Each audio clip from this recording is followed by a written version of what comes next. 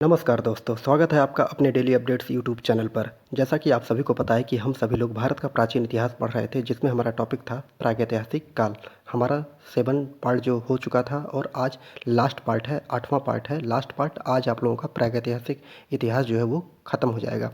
तो अब आप लोग अच्छे से पढ़ाई करते रहिए। अगर आप लोगों ने अभी तक चैनल को लाइक शेयर सब्सक्राइब नहीं किया है तो जल्दी से लाइक शेयर सब्सक्राइब कर लीजिए, क्योंकि आपको मेरे चैनल पर TGT, PGT, LT, JRF, NET, KVS, NBS इन संबंधित सभी, अगर आप हिस्ट्री से तैयारी कर रहे हैं तो इससे संबंधित आपको जितने भी भारत में क्वेश्चन आए हुए हैं उन सभी क्वेश्चनों को एक जगह इकट्ठा करके उपलब्ध कराया जाएगा। तो अगर आप मुझसे जुड़ना चाहते हैं तो जल्दी से चैनल को लाइक शेयर सब्सक्राइब करिए। बढ़ते हैं अपने क्वेश्चन की तरफ। बात करते हैं क्वेश्चन की। तो प्राचीनतम कलाकृतियों का प्रमाण संबंधित है। तो ऑप्शन ए, निम्न पूर्व पाषाण काल से संबंधित मानी जाती है प्राचीनतम कलाकृतियाँ।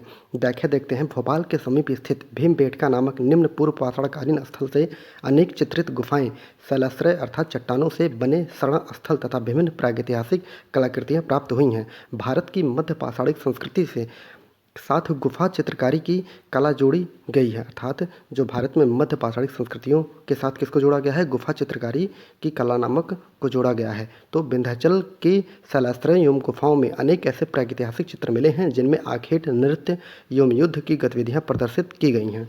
अगला क्वेश्चन है, सूची फर्स्ट को सूची सेकंड से मिलाना है। तो ऑप्शन यहाँ पर बी सही है। तो देख लेते हैं कि कौन सा स्थान किससे संबंधित है। तो बीरभानपुर जो है वो लघु पाषाण उपकरण से संबंधित माना जाता है, जबकि उज्जैन जो है यह गैरिक मृद्भांड परंपरा से संबंधित है। कायथा जो है ताम्र निधि से संबंधित है, और जबकि आहड़ जो है वो बनास संस्कृति से संबंधित माना जाता है।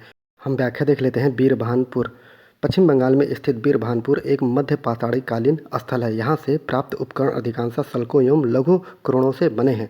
इस स्थल से हमें खंभे गाड़ने के छेद मिले हैं जहाँ झोपड़ियाँ बनी हुई थीं, और यह कारखाने एवं आवास बस्ती का संयुक्त स्थल माना जाता था। अर्थात यह यहाँ झोपड़ियाँ भी मिली हैं और यहाँ कारखाने एवं वहाँ आवासीय बस्ती, ये दोनों एक साथ मिले हैं। कहाँ पर? बीरभानपुर में।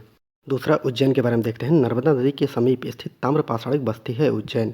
यहाँ की मुख्य विशेषता चित्रित काले एवं लाल मृद्भांड है। इसे मालवा संस्कृति की संज्ञा दी गई है। मालवा मृद्भांडों को सभी ताम्र पाषाणिक मृद्भांडों में सर्वश्रेष्ठ माना जाता है। अगला देखते हैं कायथा। मध्य प्रदेश के उज्जैन जिले में स्थित कायथा एक ताम्र पाषाणिक संस्कृति स्थल है। यह संस्कृति हड़प्पा संस्कृति की कनिष्ठ संस्कृति मानी जाती है। यहाँ से एक भवन से तांबे के 29 कंगन मिले हैं। कहाँ से? 29 कंगन कायथा से मिले हैं। जबकि आहड़ के बारे में है कि आहड़ से ताम्र उपकरण, सपाट कुल्हाड़ी, चूड़ी, चादरें आदि मिले हैं। इसका एक अन्य नाम ताम्बवती भी माना जाता है। इससे सूचित होता है कि यहाँ तांबा जो है बहुतायत में उपलब्ध था। यहाँ के निवासी तांबे को अपने घरों में ही पिघलाकर विभिन्न प्रकार की वस्तुएं बनाते थे। इस क्षेत्र की ताम्र पाषाणिक संस्कृति को बनास नदी के नाम से बनास संस्कृति या आहड़ संस्कृति भी कहते हैं। अगला क्वेश्चन है, निम्नलिखित में से कौन सा जो कथन है वो सही नहीं है, अर्थात सुमेलित नहीं है। तो ऑप्शन ए जो है सुमेलित नहीं है।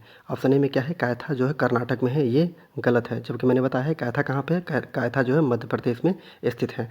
तो व्याख्या देखते हैं कि कायथा मध्य प्रदेश के उज्जैन जिले में स्थित कायथा एक ताम्र पाषाणकालीन स्थल है। कायथा संस्कृति हड़प्पा संस्कृति की कनिष्ठ संस्कृति मानी जाती थी, और कायथा के एक भवन से जो है तांबे के 29 कंगन मिले हैं। जबकि दूसरा क्या है? चिरांद। चिरांद के बारे में देखते हैं। चिरांद जो है बिहार के छपरा जिले में स्थित चिरांद मध्य गंगा घाटी का सबसे महत्वपूर्ण नवपाषाणकालीन पुरास्थल है। उत्खनन के फलस्वरूप ताम्र पाषाण युग के साथ साथ नवपाषाण युगीन संस्कृति के अवशेष भी मिलते हैं। इस स्थल से पालिशदार पत्थर की कुल्हाड़ियाँ, सिलबट्टे, हथौड़े, बाल, कुदाल और सुई, चूड़ी आदि प्राप्त होते हैं। इनके अतिरिक्त बड़ी संख्या में हिरण के सींगों से निर्मित उपकरण भी प्राप्त हुए हैं। यहाँ के मानव घास फूस के घरों में रहते थे। यहाँ से चावल की खेती के प्रमाण भी मिलते हैं। अगला देखते हैं पांडु राजा डेवी। तो पांडु राजा डेवी के बारे में देखते हैं कि यह पश्चिम बंगाल में जो है ताम्र पाषाणकालीन प्रमुख उत्खनित स्थल पांडु राजा डेवी, महिसाल आदि है। यहाँ से मुख्यतः चावल की खेती किए जाने के प्रमाण मिलते हैं। अगला क्या है? दामाबाद। दामाबाद से संबंधित क्या है? महाराष्ट्र के अहमदनगर जिले में गोदावरी नदी के सहायक प्रवरा नदी के तट पर स्थित दामाबाद, नेवासा, जोरवे आदि ताम्र पाषाणिक संस्कृति से संबंधित स्थल हैं। दामाबाद से कांसे के उपकरण के अतिरिक्त बस्ती के दुर्गीकरण के साक्ष्य भी मिलते हैं। क्वेश्चन है, पूर्व पाषाणकालीन मानव का मुख्य धंधा क्या था? तो ऑप्शन डी यहाँ पर सही है, शिकार खेलना था। भारतीय प्रागैतिहासिक काल को 3 कालों में बांटा गया है, जो कि क्या है, पुरापाषाण काल, मध्यपाषाण काल, नवपाषाण काल में विभाजित किया गया है। पुरापाषाण काल को भी 3 कालों में अर्थात पुरापाषाण काल, मध्य पुरापाषाण काल एवं उच्च पुरापाषाण काल में विभाजित किया गया है। पूर्व पुरापाषाण काल में मानव आखेट एवं खाद्य संग्राहक अवस्था में था, अतः शिकार खेलना उसका मुख्य धंधा था। मध्यपाषाण काल आते आते पशुपालन एवं पाषाण काल आते आते कृषि कार्य एवं मिट्टी के बर्तन बनाने लगा था। अगला क्वेश्चन, दक्षिण भारत की बृहद पाषाण समाधियां संबंधित हैं, तो ऑप्शन कौन सा सही है? ऑप्शन डी लौह काल से संबंधित हैं। व्याख्या देखते हैं। नवपाषाण युग की समाप्ति के बाद दक्षिण भारत में लगभग 1000 ईसा पूर्व के आसपास महापाषाणिक संस्कृति का उदय होता है। इस संस्कृति के लोगों का उनका समाधियों से पता चलता है। इस समाधियों को महापाषाण समाधियाँ कहा जाता है, क्योंकि ये बड़े बड़े पत्थर के टुकड़ों से घेरे दिए जाते थे और इन्हीं महापाषाण समाधियों में काले एवं लाल मेदभांड एवं लोहे की विभिन्न वस्तुएं प्राप्त हुई हैं। इस प्रकार दक्षिण भारत में महापाषाणिक समाधियों से लोहे की जानकारी की प्राप्त होती है। अगला क्वेश्चन, राख के टीले किस क्षेत्र की नवपाषाणिक संस्कृति से संबंधित माने जाते हैं? तो ऑप्शन बी दक्षिण भारत से संबंधित माने जाते हैं। व्याख्या, दक्षिण भारतीय नवपाषाणिक संस्कृति की एक महत्वपूर्ण विशेषता राख के टीलों का निर्माण था। वस्तुतः यह पशुओं के बाड़े थे। इसमें एकत्रित गोबर, घास फूस आदि को समय समय पर जलाए जाने से इन टीलों का निर्माण हुआ था। आंध्र प्रदेश के उतनूर एवं कर्नाटक के कोडकल एवं कुप्पगल जैसे नवपाषाण काल स्थलों से इन टीलों के प्रमाण प्राप्त होते हैं। क्वेश्चन, सिंघावल एक पुरास्थल है, तो ऑप्शन ए किससे संबंधित है? ऑप्शन ए निम्न पूर्व पाषाण संस्कृति से संबंधित माना जाता है सिंघावल। तो व्याख्या देख लेते हैं। भारतीय पुरापाषाण काल को निम्न पुरापाषाण काल, मध्य पूर्व पाषाण काल एवं उच्च पूर्व पाषाण काल में विभाजित किया जाता है। निम्न पूर्व पाषाण काल का एक महत्वपूर्ण स्थल मध्य प्रदेश में सोन घाटी में स्थित सिंघावल है। यहाँ से एस्चुलियन परंपरा के हैंडक्स, क्लीवर एवं स्क्रैपर आदि मिलते हैं। अगला क्वेश्चन है क्वेश्चन 5, मानव समाधानों में कुत्ते दफनाए गए थे, तो ऑप्शन क्या है? ऑप्शन बी सही है, बुर्जहोम में मानव समाधानों में कुत्ते दफनाए जाते थे। तो व्याख्या देखते हैं। नवपाषाणकालीन कश्मीर का एक महत्वपूर्ण स्थल बुर्जहोम है। यहाँ से मानव के झील के किनारे गर्त आवास के रहने के प्रमाण मिलते हैं। यहाँ से प्राप्त एक कब्र में मालिक के साथ कुत्ते को दफनाए जाने के प्रमाण मिलते हैं। अगला क्वेश्चन है, निम्न पुरास्थलों में से किस एक में भारत को प्रागैतिहासिक मानव का प्राचीनतम जीवाश्म मिलता है? तो ऑप्शन बी हथनौरा नामक स्थान से मिलता है। व्याख्या देखते हैं। भारत में प्रागैतिहासिक मानव का प्राचीनतम जीवाश्म नर्मदा नदी के जो है वो हथनौरा ग्राम से प्राप्त होता है। यहाँ से लगभग 2 लाख वर्ष पूर्व मानव के खोपड़ी के प्रमाण मिलते हैं। अगला क्वेश्चन है कि उच्च पुरापाषाण युगीन हड्डी की बनी मात्र देवी की प्रतिमा कहाँ से प्राप्त होती है? तो ऑप्शन डी बेलन घाटी, उत्तर प्रदेश के बेलन घाटी से लोहदा नाले से प्राप्त होती है। तो याद रखिएगा। व्याख्या देखते हैं। उच्च पुरापाषाणकालीन हड्डी की बनी मात्र देवी की प्रतिमा उत्तर प्रदेश के बेलन घाटी में स्थित लोहदा नाला नामक स्थान से प्राप्त होता है। ये क्वेश्चन जो है आप लोग देख सकते हैं यूपी पीसीएस 2005 में आया हुआ था। तो मैं जो क्वेश्चन आप लोगों को बताऊंगा वो बहुत ही इंपॉर्टेंट क्वेश्चन होगा। अगर आप लोग पढ़ते हैं तो बिल्कुल भी सिलेक्शन के करीब होंगे, और नहीं पढ़ते हैं तो आप किताबों में उलझे रहिए। किताबों में बहुत कुछ दिया गया है। अगला क्वेश्चन है, निम्नलिखित में से किस मध्य पाषाणिक स्थल से हड्डी के बने आभूषण प्राप्त होते हैं? तो ऑप्शन डी महादहा नामक स्थान से जो हड्डी के आभूषण प्राप्त होते हैं। तो व्याख्या देखते हैं। उत्तर प्रदेश के प्रतापगढ़ जिले में स्थित महादहा एक मध्यकालीन पाषाणकालीन स्थल पुरास्थल माना जाता है। यहाँ से हड्डी के बने आभूषण एवं मृगशृंग के छल्लों की माला के प्रमाण मिलते हैं। अगला क्वेश्चन देखते हैं कि गर्त निवास निम्न में से किस संस्कृति का विशिष्ट लक्षण है? तो आप लोगों को पता है कि गर्त निवास जो है किस महत्वपूर्ण संस्कृति का विशिष्ट लक्षण है? ऑप्शन डी जो है देख सकते हैं आप, कश्मीर घाटी की नवपाषाणकालीन संस्कृति जो है उससे संबंधित गर्त क्या है? गर्त निवास स्थान जो है वहाँ से संबंधित है। तो ऑप्शन डी सही है। व्याख्या देखते हैं। गर्त निवास कश्मीर घाटी की नवपाषाणकालीन संस्कृति की विशेषता एवं लक्षण माना जाता है। कश्मीर में श्रीनगर के पास स्थित बुर्जहोम की खुदाई से झील के किनारे गर्तावास के निशान के प्रमाण मिलते हैं। बुर्जहोम की खोज 1935 ईस्वी में डी टेराइम पीटरसन ने की थी। यहाँ मालिक के साथ कुत्ते को दफनाए जाने के भी प्रमाण मिलते हैं। अगला क्वेश्चन, भारतीय उपमहाद्वीप में पालतू भैंस का प्राचीनतम साक्ष्य कहाँ से प्राप्त होता है? तो ऑप्शन बी मेहरगढ़ से प्राप्त होता है। पशुपालन के प्राचीनतम प्रमाण मध्य पाषाणकालीन स्थल बागोर से प्राप्त होता है। याद रखिएगा, पशुपालन का जो प्राचीनतम प्रमाण है वो मध्यकालीन जो पाषाणकालीन है वहाँ के एक स्थल है, कौन सा? बागोर से प्राप्त होता है। नवपाषाणकालीन स्थल मेहरगढ़ से पशुपालन और कृषि दोनों के प्रमाण के साक्ष्य प्राप्त होते हैं। यहाँ से पालतू भैंस के भी प्राचीनतम प्रमाण मिलते हैं। तो वेरी वेरी महत्वपूर्ण क्वेश्चन है। आप लोग बहुत ही ध्यान से इन सब क्वेश्चनों को पढ़िएगा, क्योंकि अगर आप लोग इन क्वेश्चनों को पढ़ते हैं तो अब लग रहा होगा कि सभी क्वेश्चन रिपीट हो रहे हैं, क्योंकि यही क्वेश्चन हर कंपटीशन में रिपीट होते रहते हैं। लेकिन जब आप लोगों के दिमाग में ये बैठ जाए कि अब हर क्वेश्चन रिपीट मेरे लिए हो रहा है, तो याद रखिए कि आप लोगों को वो क्वेश्चन याद हो चुका है। अगला क्वेश्चन जो है देखते हैं कि रॉबर्ट ब्रूसफुट को भारत में सर्वप्रथम पूर्व पाषाणकालीन उपकरण कब मिले थे? तो ऑप्शन बी 1863 ईस्वी में मिले थे।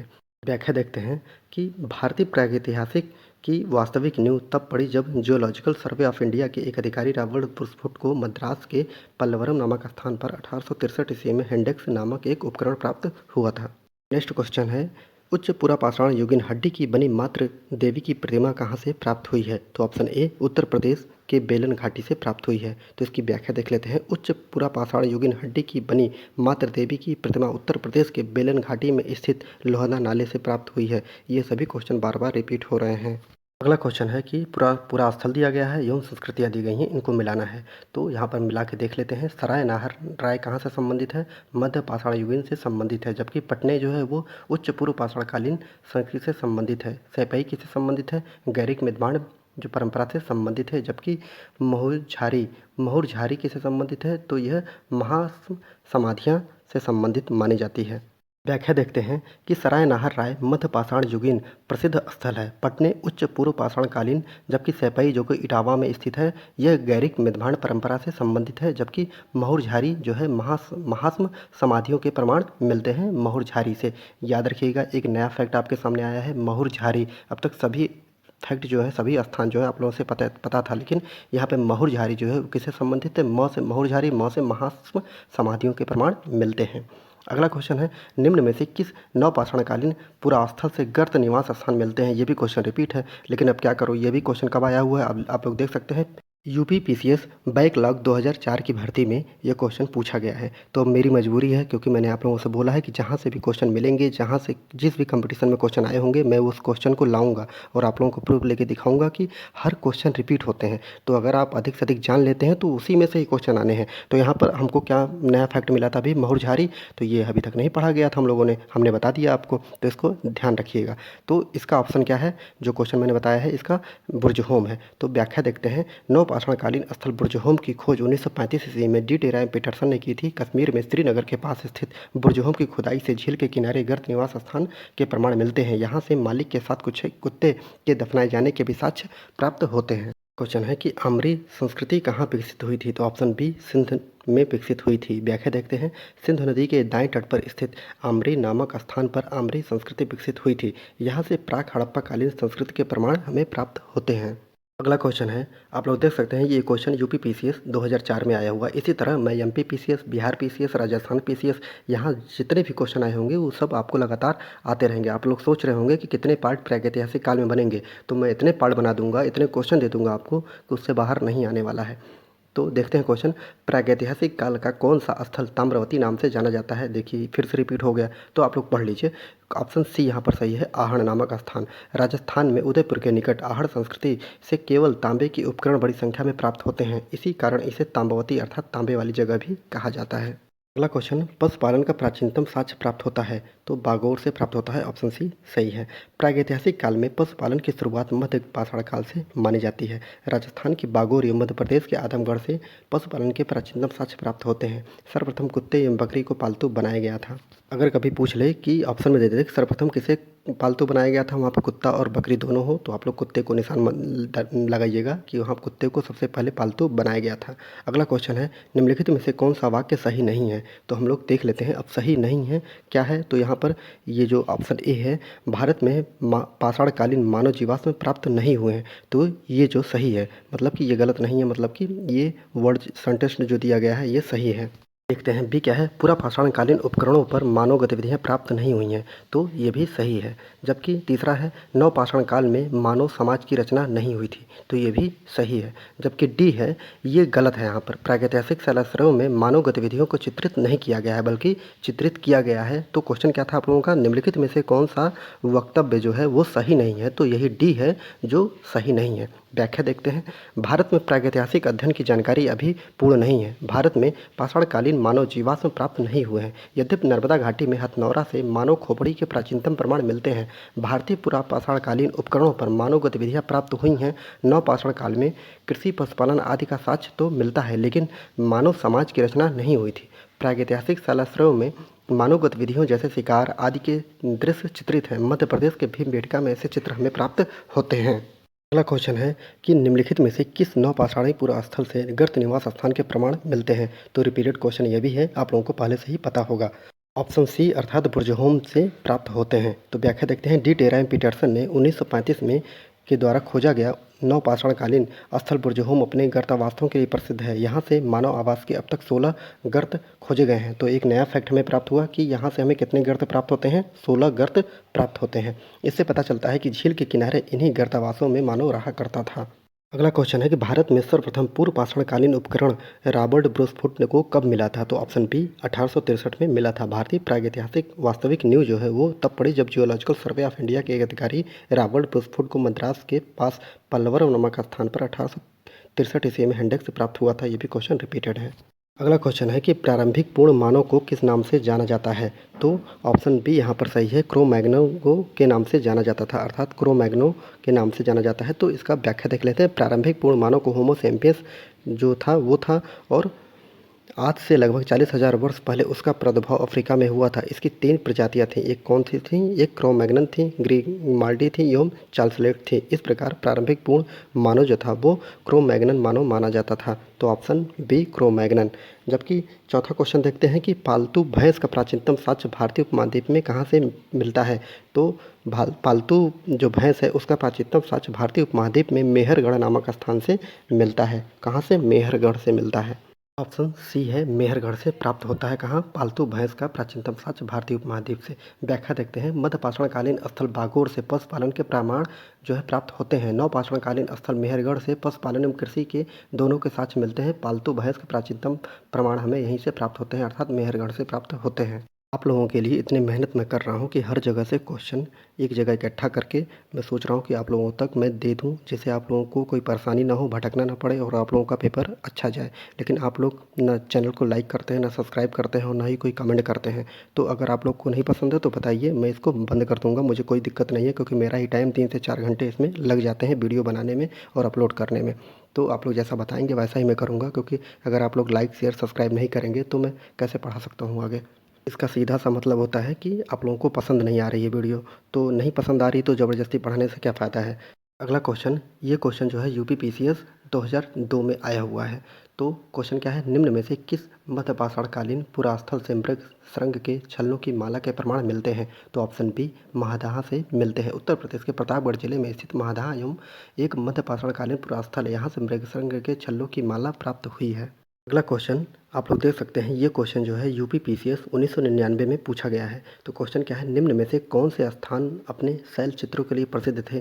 तो ये क्वेश्चन मैंने पहले भी बता दिया है। अब दूसरा या तीसरे वीडियो में मैंने बताया था। तो ऑप्शन डी यहाँ पर सही होगा। 1, 2, 3, 4 चारों ही सही हैं, अर्थात भीमबेटका, मिर्ज़ापुर, पंचमढ़ी एवं सुंदरगढ़ सभी स्थान जो हैं शैल चित्र के लिए प्रसिद्ध हैं। शैल चित्र मतलब जो गुफाओं में पत्थरों पर जो चित्र बनाए जाते थे उसके लिए प्रसिद्ध हैं। अगला क्वेश्चन, ये क्वेश्चन आप देख सकते हैं यूपी पीसीएस 1992 में पूछा गया है। और यही क्वेश्चन कम से कम UP TGT, PGT, LT, KVS, JRF मतलब हर जगह ये क्वेश्चन 3 से 4 बार रिपीट किया गया है। तो क्वेश्चन देखते हैं। मानव द्वारा प्रयोग में लाई गई पहली धातु कौन सी थी? तो ऑप्शन ए तांबा थी। तो व्याख्या देखते हैं। मानव ने सांस्कृतिक विकास के इतिहास पर दृष्टिपात करने का ज्ञात होता है कि प्रारंभिक पाषाण युगीन मानव को धातुओं का ज्ञान नहीं था। नवपाषाणकालीन आते आते मानव कृषि कार्य भी करने लगा। इस हेतु कुछ खुदाई का कार्य भी आवश्यक होता रहा। इस दौरान ही मानव ने तांबे की खोज लिया, और जो कि धरती के कुछ ही अंदर मुक्त रूप में मौजूद था। तांबे के प्रयोग के साथ ही ताम्रपाषाणकालीन चरण प्रारंभ हो जाता है और बाद में मानव ने तांबे में उचित अनुपात में टिन मिलाकर कांसा भी तैयार कर लिया, जो कि तांबे की अपेक्षा अधिक कठोर एवं उपयोगी था। धीरे धीरे सोना, चांदी आदि धातुओं का भी व्यवहार जो है वह प्रयोग होने लगा, और लोहे का प्रयोग अपेक्षाकृत सबसे बाद में हुआ। अगला क्वेश्चन है कि मानव द्वारा उपयोग में लाई गई पहली फसल कौन सी थी? तो ऑप्शन बी गेहूं और जौ थी। व्याख्या देखते हैं। मानव ने कृषि का उत्पादन नवपाषाण काल से प्रारंभ कर दिया था। कृषि के प्राचीनतम साक्ष्य मिस्र में नील नदी की घाटी में स्थित जो वाडी कुंबानिया से लगभग 12,500 ईसा पूर्व से प्राप्त होता है। अर्थात कहाँ से? मिस्र में कौन सा जगह है? वाडी कुंबानिया नामक एक जगह है जहाँ से 12,500 वर्ष ईसा पूर्व प्राप्त होता है। यहाँ मानव द्वारा उपजाई गई जो प्राचीनतम फसल थी वो गेहूं और जौ थी। भारतीय उपमहाद्वीप में बलूचिस्तान के मेहरगढ़ से लगभग 7,000 ईसा पूर्व से मानव द्वारा गेहूं एवं जौ के उपजाए जाने के प्रमाण हमें मिलते हैं, जबकि चावल के प्राचीनतम प्रमाण हमें बेलन घाटी में स्थित कोल्डियावा से लगभग 6,000 ईसा पूर्व से प्राप्त होता है। यह न केवल भारत की बल्कि विश्व में चावल की प्राचीनतम उदाहरण माना जाता है। अगला क्वेश्चन है कि कृषि का प्रथम उदाहरण जो कहाँ से प्राप्त होता है? तो ऑप्शन सी जो है मेहरगढ़ से प्राप्त होता है। इसकी व्याख्या देखते हैं कि भारतीय उपमहाद्वीप में व्यवस्थित कृषि का प्राचीनतम साक्ष्य बलूचिस्तान में स्थित नवपाषाणकालीन स्थल मेहरगढ़ से मिलता है। लगभग 7,000 ईसा पूर्व में यहाँ पर कृषि की प्रक्रिया जो है प्रारंभ कर दी गई थी। अगला क्वेश्चन है, तो आप लोग देख सकते हैं यूडीए एलडीए में ये क्वेश्चन आया हुआ है बैकलॉग में 2006 में। तो क्वेश्चन क्या है कि भारतीय उपमहाद्वीप में धान की खेती के प्राचीनतम साक्ष्य कहाँ से प्राप्त होते हैं? तो ऑप्शन डी विंध्य क्षेत्र से प्राप्त होते हैं। व्याख्या देख लेते हैं। विंध्य क्षेत्र के प्रमुख नवपाषाणकालीन पुरास्थल इलाहाबाद जिले के बेलन सरिता में अर्थात बेलन घाटी के तट पर स्थित कोल्डियावा, महगदा एवं पंचोह। देखिए यहाँ पे दो फैक्ट आप लोगों को मिला। बेलन घाटी में कौन से चीज? कोल्डियावा तो आपको पता था, महदा भी आपको पता है, जबकि पंचोह एक जगह है कहाँ पे? बेलन घाटी में। पूछ सकता है पंचोह कहाँ पर है? यह इलाहाबाद के बेलन घाटी में पंचोह स्थित है। से प्राप्त होता है। कोल्डियावा के उत्खनन से धान की खेती के प्राचीनतम साक्ष्य हमें 6,000 ईसा पूर्व से प्राप्त होते हैं। यहाँ के बर्तनों में धान की भूसी तथा पुआल चिपके मिले हैं। तो क्या मिला है? यहाँ के बर्तन से क्या मिला है? कोल्डियावा के धान की भूसी एवं पुआल, मतलब जो उससे निकलता है धान से, चिपके हुए मिले हैं। यह न केवल भारत अपितु विश्व में धान की खेती के प्राचीनतम साक्ष्य प्रमाण मिलते हैं कहाँ से? कोल्डियावा से। जबकि पंचोह भी याद रखिएगा, पंचोह भी ये बेलन घाटी में स्थित है, इलाहाबाद के समीप जो स्थित है। अगला क्वेश्चन है, तो आप लोग देख लीजिए। ये क्वेश्चन एमपीपीसीएस 2008 में पूछा गया था। तो क्या है? लंबवत पुरातात्विक उत्खनन के द्वारा किसी संस्कृति के इनमें से किस पक्ष का विशेष ज्ञान होता है? तो ऑप्शन डी संस्कृति के काल मापन का ज्ञान होता है। ये क्वेश्चन पहले भी रिपीट हो चुका है, यूपीपीसीएस में ये क्वेश्चन आ चुका है। तो व्याख्या देखते हैं। पुरातात्विक उत्खनन मुख्यतः दो प्रकार के होते हैं, लंबवत एवं शैक्षिक। तो देखते हैं लंबवत पुरातत्व उत्खनन से किसी काल के भौतिक निक्षेप एवं संस्कृति के बारे में काल मापन की जानकारी प्राप्त होती है, जबकि क्षैतिज जो होता है वो उत्खनन से हमें क्या पता होता है? क्षैतिज से हमें संस्कृति के आकार, स्वरूप एवं क्षेत्र विस्तार के बारे में जानकारी प्राप्त होती है। अगला क्वेश्चन है, ये भी एमपीपीसीएस 2008 का क्वेश्चन है। देखते हैं क्या है। दक्षिण भारत की महापाषाणिक समाधियाँ किस काल से संबंधित मानी जाती हैं? तो ऑप्शन डी लौह काल से संबंधित मानी जाती हैं। व्याख्या देखते हैं। दक्षिण भारत के बारे में सर्वप्रथम जानकारी हमें महापाषाण कालीन से होती है। इस काल में महापाषाणिक समाधियाँ पाई गई हैं। इस समाधियों में ही दक्षिण भारत में सर्वप्रथम लोहे की जानकारी प्राप्त होती है। इसलिए दक्षिण भारत की महापाषाणिक समाधियों को लौह काल से संबंध किया जाता है। अगला क्वेश्चन है, निम्न पुरास्थलों में से किस एक में भारत के प्रागैतिहासिक मानव का प्राचीनतम जीवाश्म प्राप्त होता है? तो प्राचीनतम जीवाश्म किससे प्राप्त होता है? तो ऑप्शन सी हथनौरा से प्राप्त होता है। व्याख्या देखते हैं कि भारत में प्रागैतिहासिक मानव का प्राचीनतम जीवाश्म नर्मदा नदी के किनारे हथनौरा ग्राम से प्राप्त होता है। यहाँ से लगभग 2 लाख वर्ष पूर्व मानव के खोपड़ी के प्रमाण मिलते हैं। अगला क्वेश्चन क्या है, देखते हैं। बुर्जहोम से नवपाषाणकालीन समाधानों के मनुष्य के साथ किस पालतू जीव को दफनाने की प्रथा प्रचलित थी? ये क्वेश्चन आ चुका है, बस मोड़ के पूछ लिया है। तो ऑप्शन बी कुत्ते को दफनाने की प्रथा प्रचलित थी। व्याख्या देखते हैं। नवपाषाणकालीन कश्मीर का एक महत्वपूर्ण स्थल बुर्जहोम है। यहाँ से मानव के झील के किनारे गर्त आवास में रहने के प्रमाण मिलते हैं। यहाँ से प्राप्त एक कब्र में मालिक के साथ कुत्ते को दफनाए जाने के भी प्रमाण प्राप्त होते हैं। अगला क्वेश्चन है, ये भी एमपीपीसीएस 2003 में पूछा गया है कि कौन सा एक प्रसिद्ध पुरातात्विद था? तो ऑप्शन डी ये सभी थे पुरातात्विद, अर्थात मार्टिन मेल ह्यूलर थे और जॉन मार्शल थे एवं एच.टी. संकालिया महोदय, ये सभी लोग पुरातात्विद थे। व्याख्या देखते हैं। Mortimer Wheeler, John Marshall, H T. Sankalia आदि सभी पुरातात्विद थे जिन्होंने सिंधु सभ्यता के विभिन्न स्थलों के उत्खनन एवं खोजों में भाग लिया था। अगला क्वेश्चन है, एमपीपीसीएस 2000 में पूछा गया ये है कि मध्य प्रदेश के किस पुरातात्विक स्थल से प्रारंभिक ऐतिहासिक युग के विविध लौह उपकरण प्राप्त होते हैं?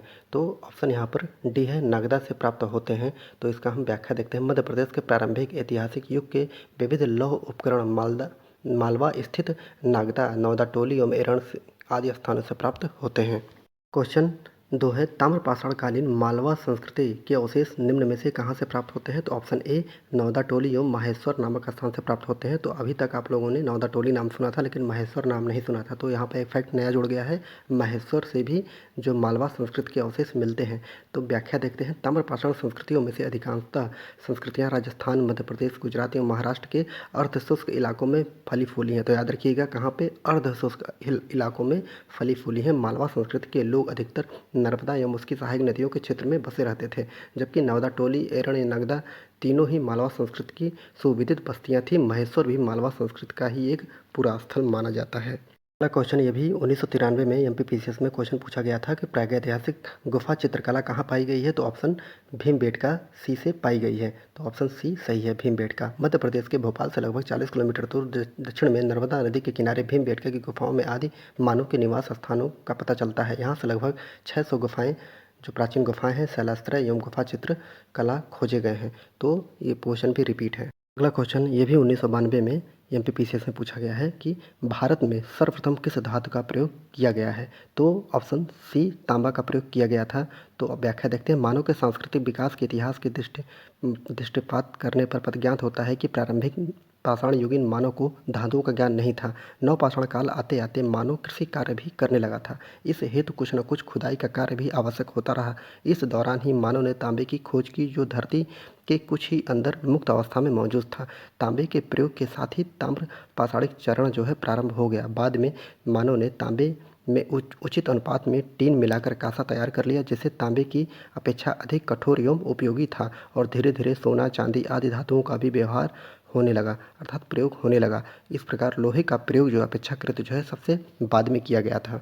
अगला क्वेश्चन है, ये क्वेश्चन देखिए यहाँ पर राजस्थान पीसीएस 2018 में पूछा गया है, आरआईएस एवं आरटीएस में आया हुआ है। तो क्वेश्चन क्या है? इंडियन एपिग्राफी के लेखक कौन है? तो ऑप्शन ए डीसी सरकार महोदय को इंडियन एपिग्राफी का लेखक माना जाता है। व्याख्या क्या है? इंडियन एपिग्राफी के लेखक डीसी सरकार हैं। इस पुस्तक का पहला संस्करण 1965 में प्रकाशित हुआ था। इसके प्रकाशक कौन थे? मोतीलाल बनारसी महोदय जी थे। अगला क्वेश्चन ये भी राजस्थान पीसीएस 2003 में पूछा गया था। क्या है? मेसोलिथिक संस्कृति का महत्वपूर्ण स्थल भीमबेटका स्थित है। तो ऑप्शन सी कहाँ पर स्थित है? ऑप्शन सी मध्य प्रदेश में स्थित है। व्याख्या देखते हैं। मध्य प्रदेश के रायसेन जिले में स्थित भीमबेटका से मेसोलिथिक संस्कृति के उपकरण प्राप्त होते हैं। यहाँ से प्राचीनतम गुफाओं के प्रमाण भी प्राप्त होते हैं। इस स्थल की खोज 1858 ईस्वी में बीएस बाड़ेकर महोदय ने की थी। तो याद रखिएगा, भीमबेटका की खोज किसने की थी? 1858 ईस्वी में बीएस बाड़ेकर महोदय ने की थी। एक नया फैक्ट हमें प्राप्त होता है। अगला क्वेश्चन भी देखिए, ये भी 1997 में राजस्थान पीसीएस में पूछा गया है। क्या है क्वेश्चन? गंगा घाटी में चावल का उत्पादन कब शुरू हुआ था? तो ऑप्शन डी है 6000 ईसा पूर्व में शुरू हुआ था। व्याख्या देखते हैं। इलाहाबाद के पास कोल्डियावा नामक स्थान से उत्खनन से 6000 ईसा पूर्व के आसपास चावल अर्थात धान उपजाने के साक्ष्य प्राप्त होते हैं। इसे चावल की खेती का भारत में ही नहीं बल्कि विश्व में सबसे पुराना साक्ष्य माना जाता है। क्वेश्चन दूसरा क्या है कि ग्राउंड स्टोन टूल्स घोतक हैं। तो ग्राउंड स्टोन टूल्स किसके घोतक हैं? ऑप्शन ए कृषि अर्थव्यवस्था के घोतक हैं। व्याख्या देखते हैं। ग्राउंड स्टोन टूल्स जो होते हैं वो कृषि अर्थव्यवस्था के घोतक माने जाते हैं।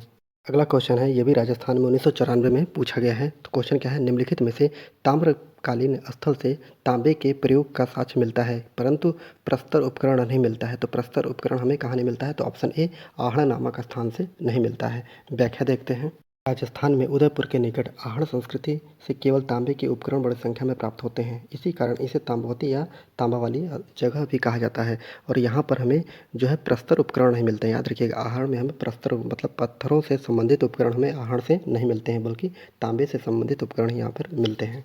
अगला क्वेश्चन है, आप लोग देखिए कि उत्तराखंड पीसीएस 2003 में ये क्वेश्चन पूछा गया है। क्वेश्चन क्या है? भारतीय उपमहाद्वीप में धान की खेती का प्राचीनतम साक्ष्य किस पुरातात्विक स्थल से प्राप्त होता है? ये भी क्वेश्चन रिपीटेड है। व्याख्या देखते हैं। उत्तर प्रदेश के इलाहाबाद के पास कोल्डियावा के उत्खनन से धान की खेती के प्राचीनतम साक्ष्य हमें 6000 ईसा पूर्व से प्राप्त होते हैं। यहाँ से बर्तनों के धान की भूसी एवं पुआल चिपके मिले हुए हैं बर्तनों से। न केवल भारत अपितु विश्व में धान की खेती के प्राचीनतम साक्ष्य हमें प्राप्त होते हैं। ये भी क्वेश्चन जो है ये उत्तराखंड पीसीएस 2003 में पूछा गया है। किसने कहा था कि इतिहास विज्ञान है, न कम न ज़्यादा? ये क्वेश्चन भी रिपीट है। तो ब्यूरी महोदय ने, ऑप्शन सी ब्यूरी ने बोला था कि इतिहास विज्ञान है, न कम न ज़्यादा। तो व्याख्या देखते हैं। इतिहास के कला स्वरूप की आलोचना करते समय जेबी ब्यूरी ने कहा था कि इतिहास को जब तक कला का स्वरूप प्राप्त रहेगा तब तक वह इतिहास में सत्यता एवं यथार्थता की प्राण प्रतिष्ठा कठिन होगी। अर्थात इतिहास साहित्य की शाखा नहीं है। इतिहास को वैज्ञानिकता का स्वरूप प्रदान करने के लिए जर्मनी के विद्वानों के नेतृत्व में एक अभियान प्रारंभ किया गया। इंग्लैंड में इस अभियान का प्रवर्तन सर्वप्रथम जेबी ब्यूरी ने किया था और 1903 में कैम्ब्रिज विश्वविद्यालय में उद्घाटन समारोह में अभिभाषण पर उन्होंने ब्यूरी ने क्या कहा था कि इतिहास विज्ञान है, न कम न ज़्यादा।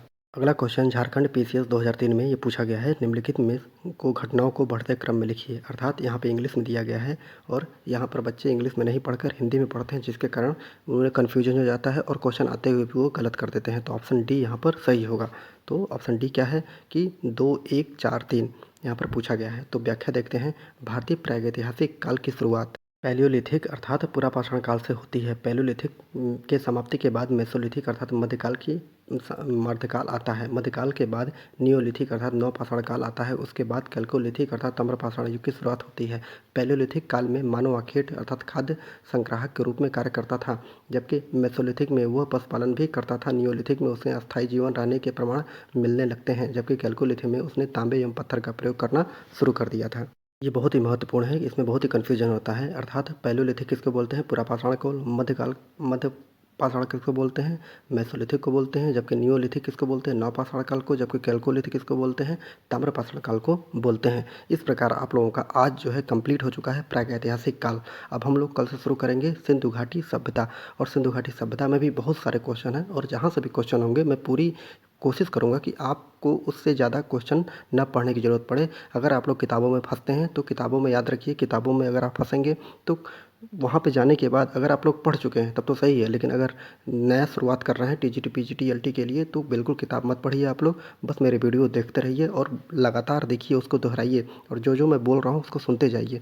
अगर आप लोगों को लगता है कि मैं आप लोगों की हेल्प कर रहा हूँ टीजीटी पीजीटी एलटी में इतिहास से संबंधित विद्यार्थियों के लिए, तो इस वीडियो को अधिक से अधिक लोगों तक शेयर करिए, क्योंकि बहुत ही मेहनत लगती है वीडियो बनाने में। 20 मिनट वीडियो बनाने में मुझे 3 से 4 घंटे लग जाते हैं। तो मेरे बारे में और मेरे चैनल के बारे में अगर आप लोग सोचेंगे तो तभी मेरा चैनल ग्रोथ हो सकेगा। तो इसको लाइक करिए, शेयर करिए और सब्सक्राइब करिए। पूरा वीडियो देखने के लिए बहुत बहुत धन्यवाद।